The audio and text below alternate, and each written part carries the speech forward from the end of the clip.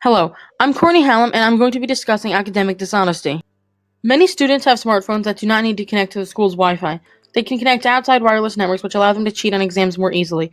The school cannot monitor what the students are looking up. Therefore, they cannot accuse them of cheating as they have no proof unless they actually caught them. According to Applied Technologies for Teachers, many school districts are moving towards using blended learning models that will integrate online experiences with the usual face-to-face interactions.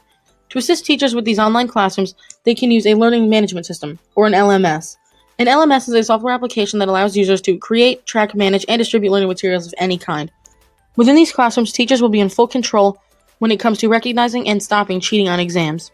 Teachers can put an end to cheating on exams in the classroom by using several strategies that fall under three main categories.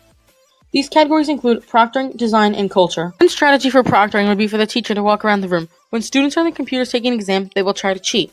Unless our teacher is walking around, it can easily see the computer. By walking around the room past students' computers, they will be more hesitant to cheat in plain sight. It will be harder to change browsers or to keep their phones on their lap. When computer screens are completely visible to the teacher and other students in the room, the students will stay on the exam and not cheat. By having other students seeing the computers, students can police each other. This reinforces student accountability, as one student will not want another to cheat and earn a better score for dishonest work.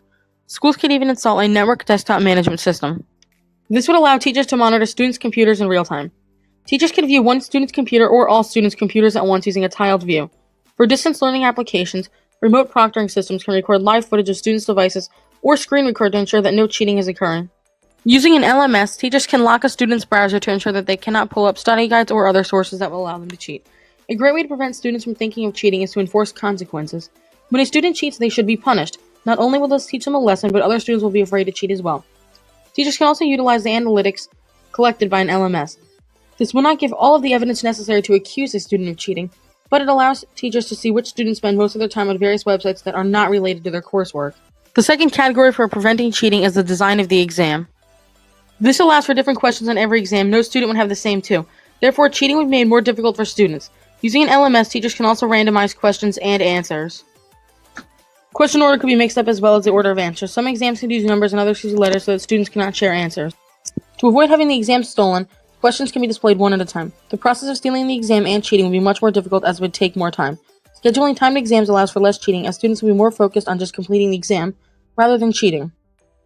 The time limit will make them less likely to look answers up or communicate with other students in the classroom. Allowing a student that failed an exam to retake it is very common in many schools. However, if the students take the exact same exam, they will be learning nothing but memorization skills. If a teacher would like to allow a student to retake an exam, the second exam should be completely different. It should be randomized and generated from a large question pool. A great way to prevent cheating among students is to not release feedback. Teachers should not mark students' exams with incorrect questions and correct them. When teachers give students all the correct answers, they allow them to have a copy of the answer key.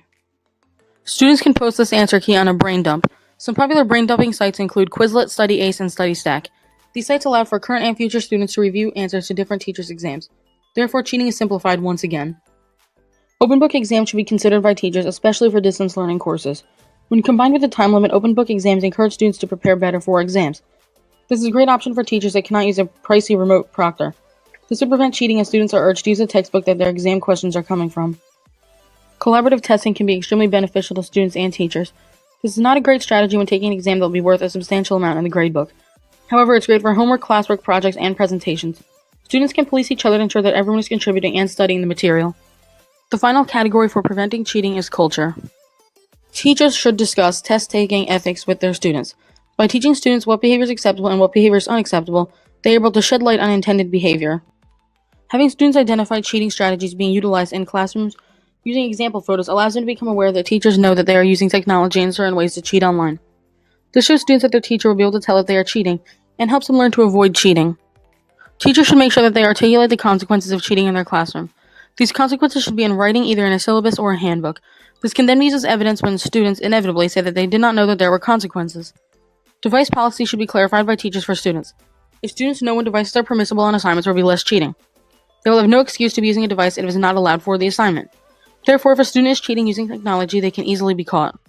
Creating an honor pledge allows students to understand the high standards expected both of and by the teachers. When students know what's expected of them and have to sign that they will follow rules when it comes to ethical behavior in the classroom, they will feel empowered. They will not want to ruin this trust they have formed with their teacher by cheating on an exam. The best way to prevent students from becoming repeat offenders and to discourage others is to punish those that cheat. Even though the teacher does not want to seem like the bad guy, the best way to avoid cheating is to punish those that do it. This will show students that their teacher is serious when it comes to cheating. Why should one student have to study and read the textbook when a different student can just cheat, not have to read or study, and even earn a higher score? When a student signs a device policy, they are promising to only use technology appropriately in the classroom. Therefore, when they cheat, they should be punished by the teacher. Regardless of the school's additional due process, the teacher should find another way to punish the cheater to teach the class that the rules in the classroom are to be followed and have actual consequences if broken. Empty threats will never teach the students not to cheat.